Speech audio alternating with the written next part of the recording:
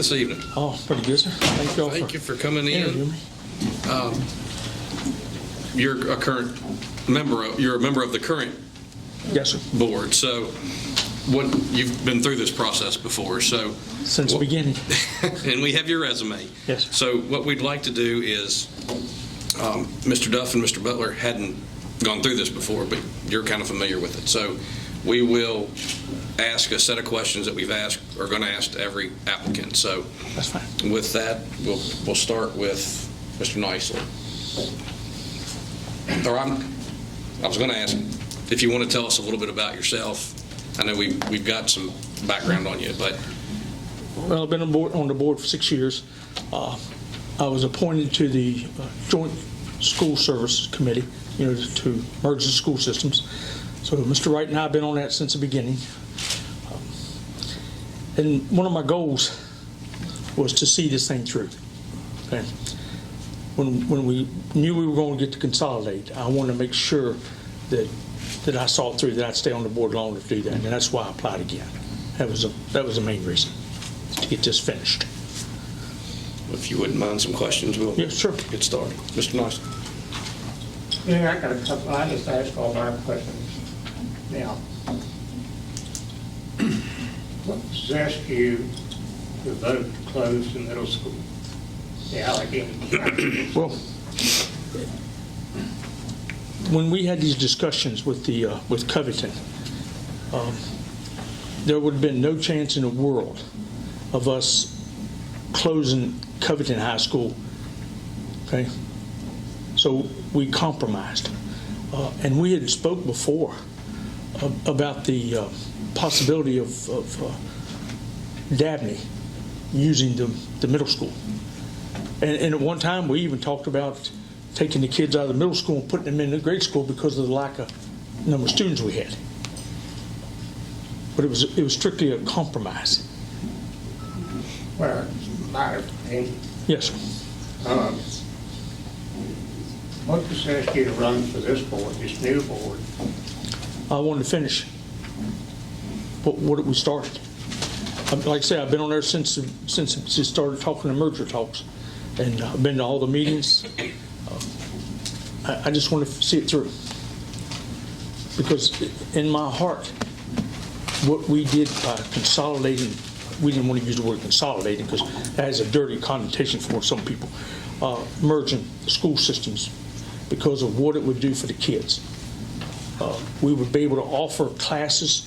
Right now, like Covington may have a class they have one or two in, Alleghany may have one or two. Together they have enough to have a class. Before they couldn't. And one of my biggest points, or pushed me for this, was the JRTC.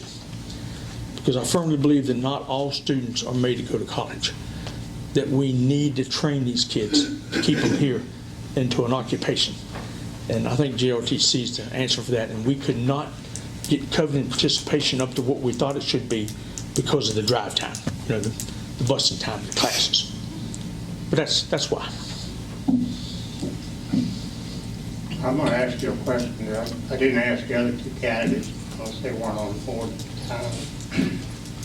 Why did you not take this to the public for referendum? Why did we not take it to the public? Afraid it would fail? No, sir. No, sir, that wasn't the reason. It wasn't like we were trying to hide anything. All these meetings were public, okay? Gerald, let me stop you right there real quick, and I apologize. And I wanted to make I was hoping I wouldn't have to say it, but tonight we are going to exercise correct meeting protocol and rules of decorum. We're going to be respectful. We're not going to be contentious. Everyone will be allowed to speak, but we're not going to interrupt. Thank you. Mr. Franson. What was your question again, Mr. Nicely? I asked you if it shouldn't have gone to a referendum. A referendum? I didn't. I put to a referendum. Well, sir, we had representatives of the school board. We had representatives of the county supervisors. We had representatives of Covington School Board and City Council. And they did a survey. A survey was done, independent survey, and they polled the people. I don't know how many people it was, 300 or so, and just randomly. And the majority of the people said they wanted to consolidate the school systems. Yeah, all that was published, sir. Yes, sir. That's all I do. Yes, sir, Ms. Thompson. Thank you. Thank you, sir. Ms. Collins. Mr. Franson, I have 3 questions that I'm asking everybody. Yes, ma'am. So the first one is, what attributes and behaviors do you feel are essential for a school board member? Well, you have to be a team player, okay? And there's a lot of times that you'll have meetings and you don't agree in closed session, but you try to, when you know that there's 6 for and 1 against, and you got 1 against, you always try to be a team player, okay? You voice your concerns, but you do it respectfully, and that's another thing. You have to be respectful to not only your board members, but to the public. Because not everybody, not the whole world didn't want this merger, but it was best for the kids. That's what we looked at.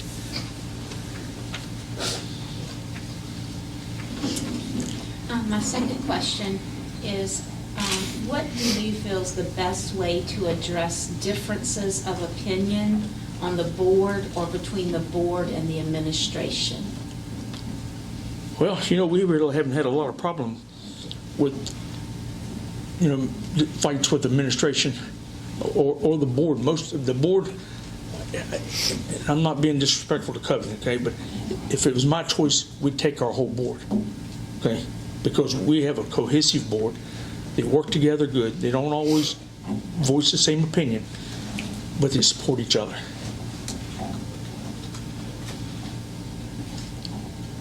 I'm just making a note. Yes, ma'am. My last question, could you support a decision that you did not vote for, and why or why not? Well, like I said, I always try, if we're in a position, if it's a position where I think that we're way off, that we're wrong, okay, then I won't support it, okay?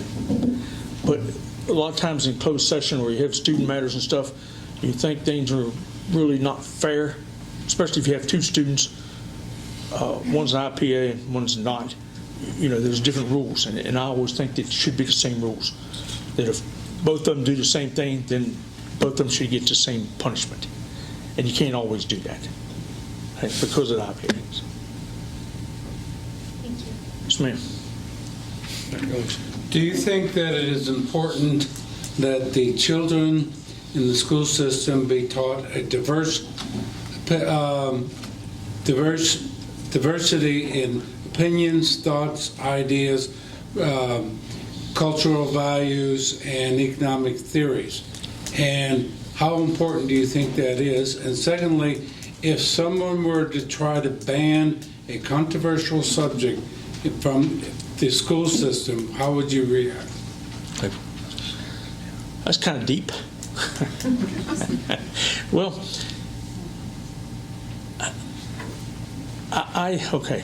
If you're talking about the critical race theory, okay, if that's what you're asking me, would I support that? I'm not asking that, but Okay. you can answer it if you want. The answer to that I would not support that.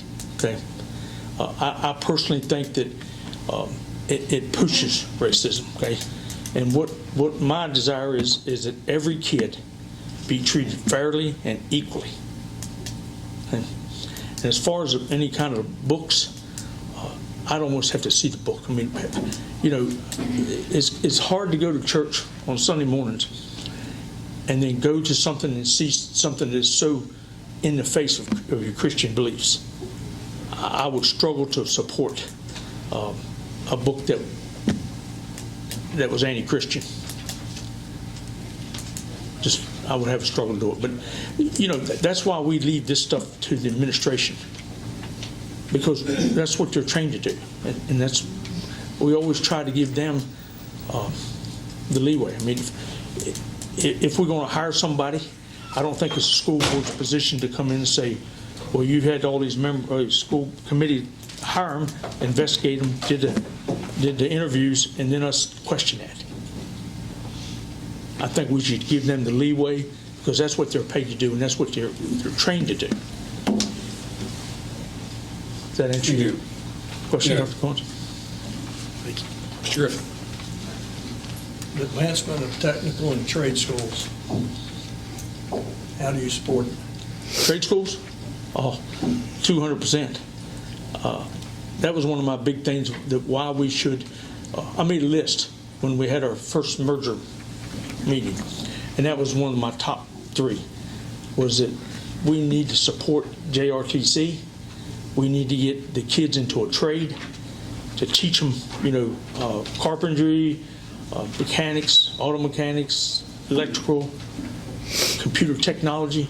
Those are the jobs. We have a welder who finished #1 in the nation. Okay? They started more money than a lot of people do at the mill. That's going to be the key for us, to get these kids to stay here or to get them trained for a job. My second question, parents' rights on what's taught in the schools. Parents' right to what's taught in schools. I think a parent should have a right to be proactive with the schools. If there's something that the parents don't agree with, then it should go to the administrative, and we should try to work on to appease the parent, because it's not just our kids, it's their kids, and they have a right to know, and they have a right to see what the curriculum and stuff is. Okay, thank you, sir. Sorry, I was making a note. Sure, thank you, sir.